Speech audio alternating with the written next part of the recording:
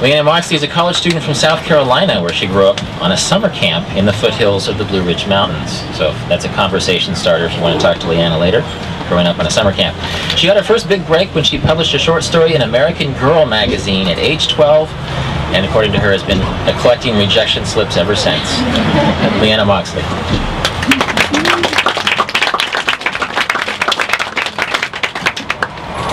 Okay, this is an excerpt from a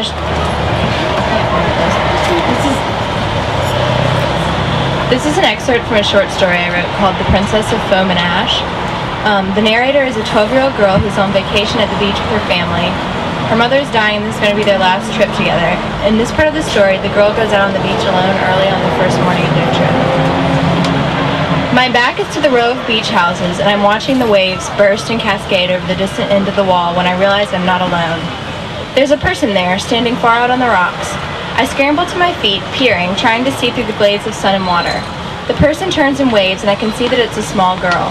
She moves towards me, using both hands and feet to gain purchase on the rocks, and I move out towards her, willing her not to fall. In a moment, before I even reach the middle, we meet. She's smaller than I thought, thin-limbed and winter-pale. She's wearing a bright blue bathing suit that shimmers in the sun, clinging to her skin and dripping salt water in little rivers down her legs. Her damp hair hangs down her back in two long braids the color of a faded wheat field. She steadies herself on a rock and then looks up at me and breaks into a smile. Her eyes are huge, as deep as the sky, and ringed with dark lashes. "Hi," she says, "I'm Cassandra." Her voice is high and strong. I smile at her. "Hi, Cassandra, I'm Ava.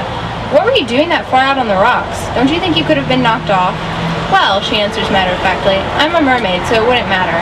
"A mermaid?" "Yep, wanna play with me?" She takes my hand, tugs it. Her palm is small and warm. "Do your parents know you're out here?" "Do your parents know you're out here?" She raises her eyebrows and smirks, but doesn't wait for me to answer the question. She tugs my hand again. "Come on, let's play." I look up and down the beach, but there's no one there. No frantic cries split the morning. I waver, but my own parents let me play on the sand alone, so I decide not to worry anymore. "Are you playing that you're a mermaid? Can I be one too?" "No, a mermaid is what I am for real. We'll play something different." She grabs my hand and we jump off the rocks onto the sand. She releases me and runs ahead, her feet flirting with the edge of the water. I follow behind, moving more slowly, watching. Cassandra bends down and collects long strands of seaweed that lie on the sand like dead eels. She jumps up, clutching the weed in her hand, skips further along, and then bends again to gather up bits of stiffer sea plant that look like twisty orange fingers from a Dr. Seuss book. The ocean breeze slaps strands of pale hair across her forehead, then tugs them away again. She flops down on the sand, cross-legged, and begins twisting and wrapping the sea plants together. I kneel beside her. She raises her head and smiles. Her teeth are like tiny pearls, gently crooked. "I declare you the princess." She jumps to her feet, holding her finished creation with two hands. "And this will be your crown." She places it on my head and it settles on my hair, a sodden weight that sends saltwater tears trailing down my forehead. "You are Princess Ava," she vows. "Thank you, I'll try to be a good princess." I reach up to touch my crown.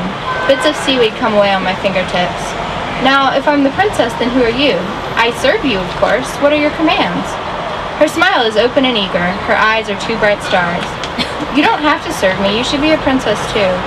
She sighs and rolls her eyes. "Just for the game, silly. You see, you'll think I'm a servant, but really I'm a princess, too, only you don't know it yet. You'll realize I'm a princess when I move with such grace and sing so beautifully." "Oh," I answer, "and when will you do that?" "I'll be a princess later in the game. You'll know I am when I tell you, and then you have to be excited that you found your long-lost sister." "Okay, I get it. Just be sure to tell me when." "Ava!" My own name comes to me on the wind, in Mother's voice.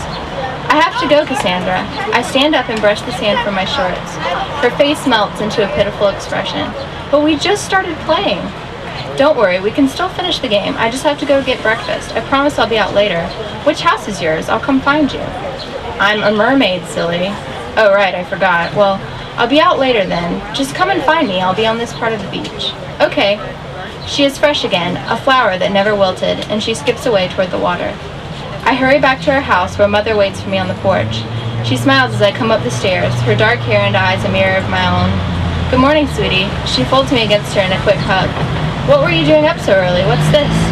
She touches my seaweed crown. I reach up and take it off, glancing back down the beach. Cassandra is nowhere in sight. I don't know if I believe in mermaids, but I'm sure my mother does not. I want to keep her tucked away from myself, to hold on to the magic. Oh, it's nothing. I just picked up a bunch of things on the beach. I took a walk. Well, I've got breakfast fixed. Just rinse your feet and come on inside. I'm right behind you. I dip my feet in the shallow bucket of water sitting at the top of the stairs. Sand falls away and glints in the sunlight as it settles on the bottom. I step out and follow my mother in the house, leaving a trail of dark footprints that evaporate in my wake.